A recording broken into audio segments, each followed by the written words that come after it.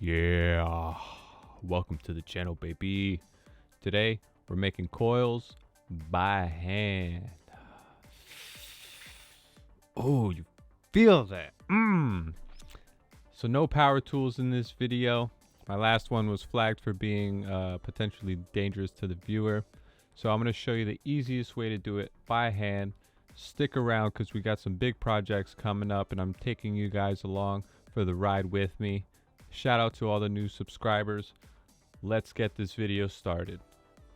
Now, let's talk about the materials. I'm using 2 pieces of 24 gauge round wire, copper, about 8 to 9 inches in length. And I'm using, I'm going to say 2.5 feet of 30 gauge silver to be specific. You can use whatever you want. I'm just using this because that's what I have. And I'm going to begin doing the first wraps around the 24 gauge wire. I'm going to do about 15 to 20 wraps real quick. So now that you got your 15 to 20, you're going to give it a little squeeze just to get the coil real nice and tight. And then you're going to grab your second piece of 24 gauge and you're going to want to be about a quarter or a third away up the wire from the bottom and begin wrapping that piece around your second piece of wire. So that silver coil is going to want to move and such, but you know, you could just push it back into place and it's going to, when you start wrapping that coil around, it's going to really lock it into place.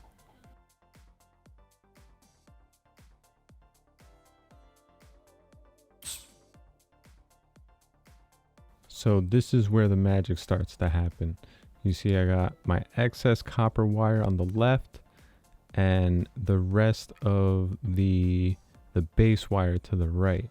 So what I'm going to do is I'm going to hold it real tight, that silver wire next to the edge of where it's being spooled, and I'm going to use my finger to crank the second piece of copper wire forward. And it's going to begin spooling up the silver wire, just like how we would use without a drill, just completely safe, no hair being caught in a drill. I know that happened to somebody. If that happened to you, I should have disclosed, put your hair up, but that should have been a given.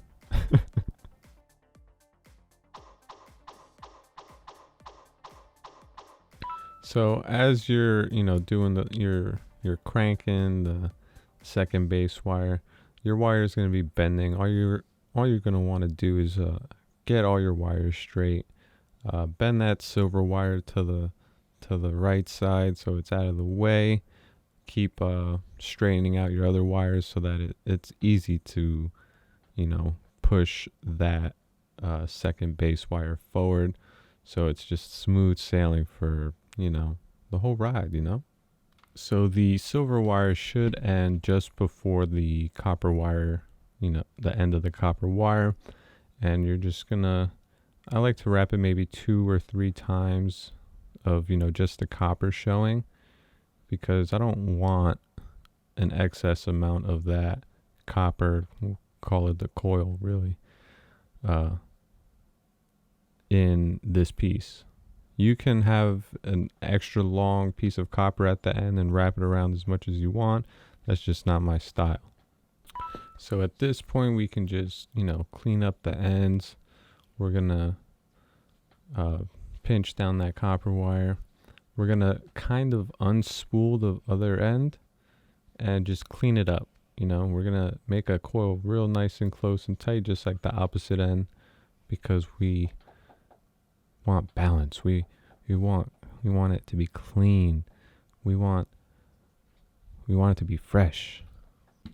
So now that we have that done, I'm just going to use my fingertips and kind of pull and twist the entire coil. I want this coil to be very, very tight. I want it to be, I don't want it to have any slack in any part of it. I don't want it to have any kind of, I want it to be just completely straight all the way through. And that marks for the first phase of the coil. So now we begin phase 2.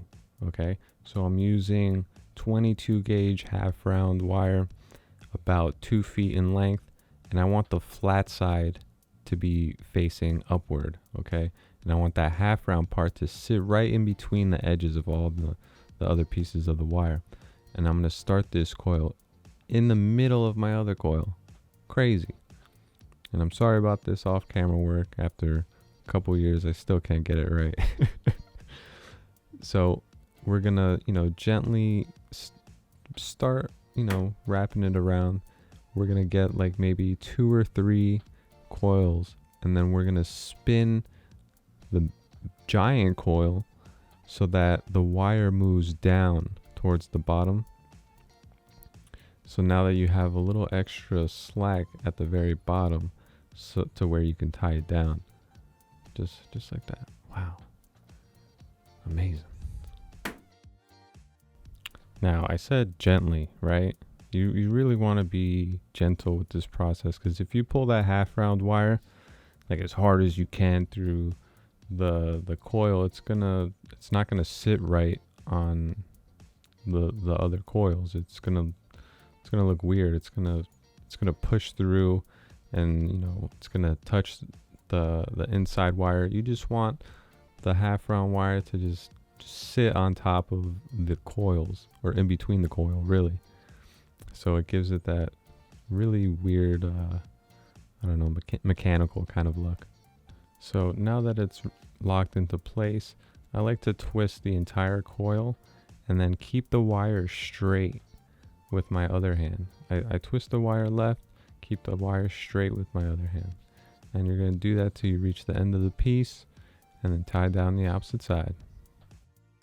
So I'm going to bend the coil, and I got my prong pieces already set up, and I want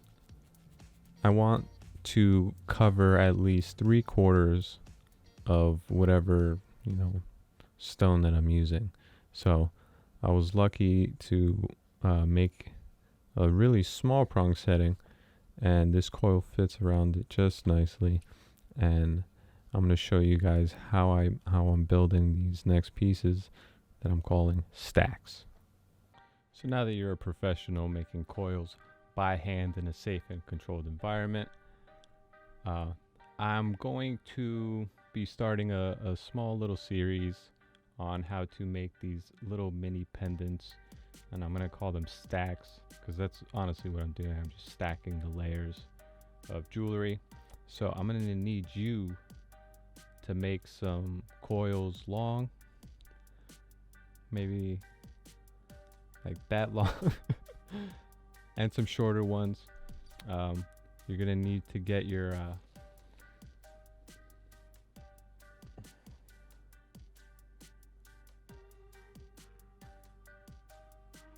prong game up. Get some big ones, some small ones, and we're gonna be making some jewelry that looks like that. So if you want to follow along, just get good making coils and making prongs, and I'm going to show you how to make something like this.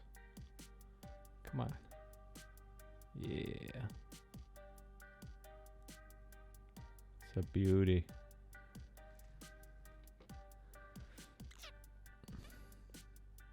Thank you guys for watching. I'll see you guys in the next video. Peace.